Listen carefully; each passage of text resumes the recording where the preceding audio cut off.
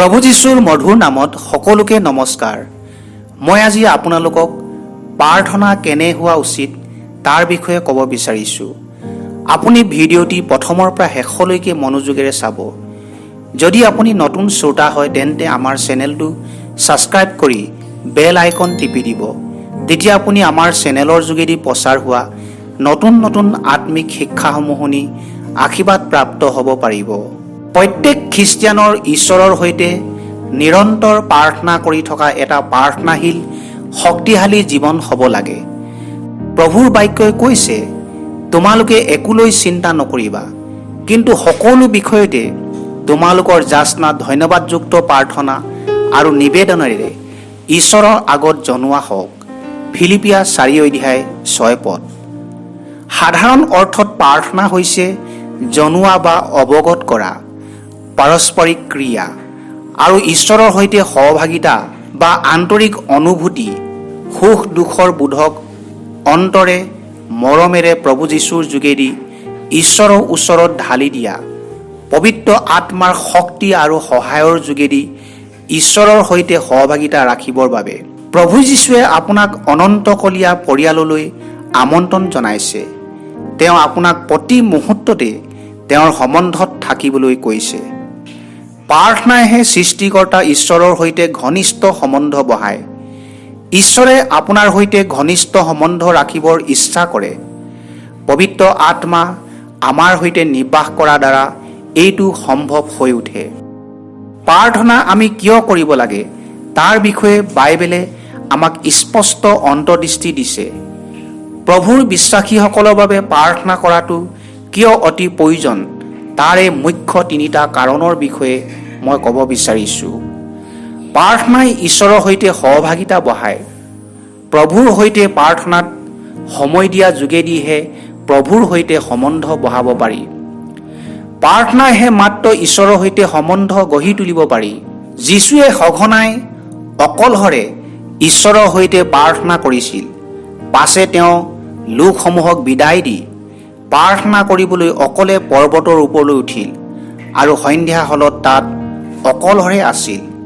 মঠি 14:23। প্ৰাৰ্থনাই আত্মিক জীৱন নতুন কৰে। প্ৰাৰ্থনাই ঈশ্বৰৰ উপস্থিতি আৰু মহিমাক লৈ আহে। প্ৰাৰ্থনাই পুনৰাই আত্মিক জীৱন সবল কৰে।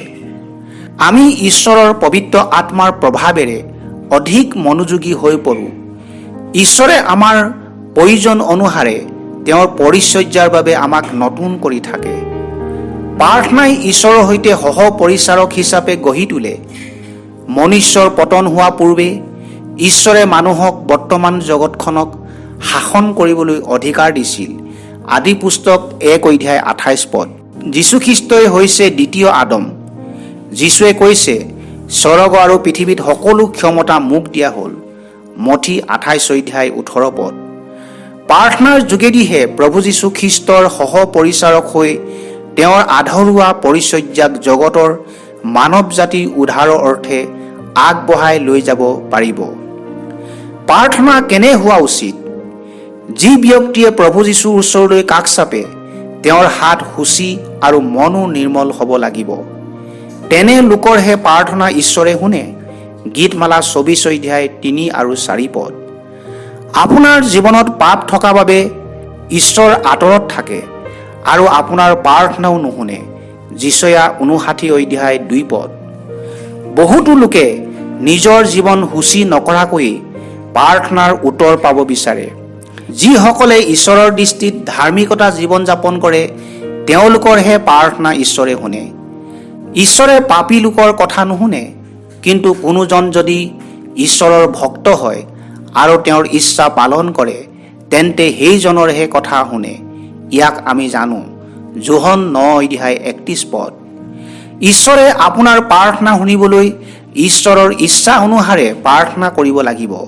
প্ৰথম যোহন 5:14-15। পবিত্ৰ বাইবেল পঢ়াৰ যোগেদি আপুনি আপোনাৰ প্ৰাৰ্থনা ঈশ্বৰৰ ইচ্ছা অনুসাৰে হৈছে কি নাই তাক জানিব পাৰিব। পবিত্ৰ বাইবেলে আপুনি কেনেদৰে প্ৰাৰ্থনা কৰিব লাগে আপোনাক শিকাব। সেই বাক্যই আপোনাৰ জীৱনত আত্মবিশ্বাস দিব সেই প্ৰাৰ্থনা ঈশ্বৰৰ ইচ্ছা অনুসাৰে হৈছে বুলি। তোমালোকে নোপোৱা কাৰণ তোমালোকে যাচনা নকৰা।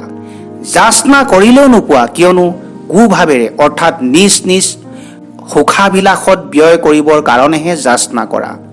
জাকুব 4:3 আমি ঈশ্বৰৰ বাক্যত শুনিবলৈ পালোঁ, যদি আপুনি সুখাবিলাসত ব্যয় কৰিবৰ বাবে প্ৰাৰ্থনা কৰে তেন্তে সেই প্ৰাৰ্থনা ঈশ্বৰে নুশুনে।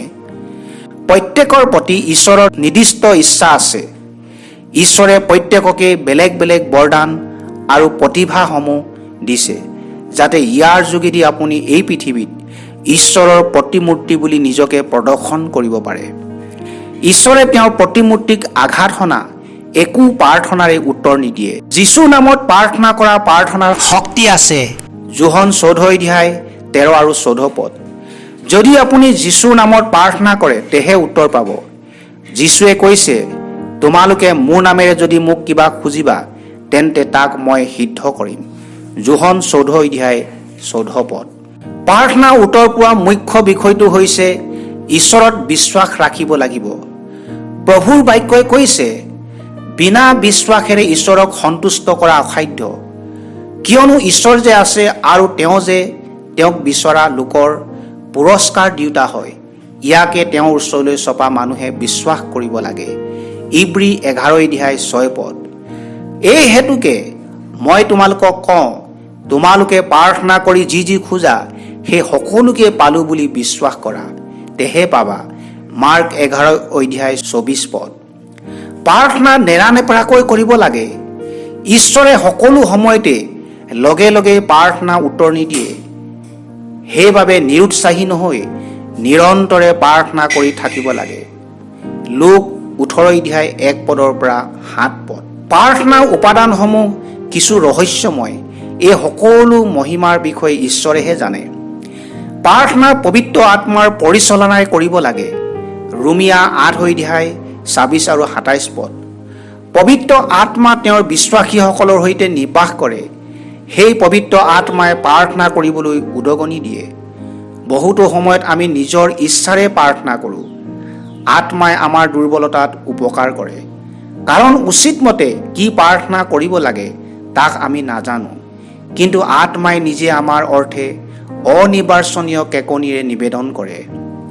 প্ৰাৰ্থনাৰ বাধাসমূহ হৈছে পাপ, অভিলাষ, অবিশ্বাস, স্বধাৰ্মিকতা, আনৰ অপৰাধ ক্ষমা নকৰা, দৰিদ্ৰসকলক অৱহেলা কৰা আৰু অনেক এনে কাৰণ আছে যিয়ে আপোনাৰ প্ৰাৰ্থনাৰ অন্তৰায় হ'ব পাৰে। এই বাক্য শুনা সকলোকে প্ৰভু যীশুৱে আশীৰ্বাদ কৰক। আমেন। প্ৰিয় শ্ৰোতাসকল, আপোনালোকে ঈশ্বৰৰ বাক্য শিক্ষাৰ পৰিচৰ্যাৰ বাবে প্ৰাৰ্থনা কৰিব। এই পৰিচৰ্যা আগবঢ়াই নিবলৈ বহুতো আৱশ্যকতাবিলাক প্ৰয়োজন আছে। সেইবাবে আপুনি দান বৰঙণি পঠাই সহায় সহযোগ কৰিব বুলি অনুৰোধ জনালোঁ। আমি আপোনালোকৰ পৰিয়ালৰ মংগলৰ বাবে প্ৰাৰ্থনা কৰি আছোঁ। প্ৰভুৱে আপোনালোক সকলোকে কুশলে ৰাখক। ধন্যবাদ।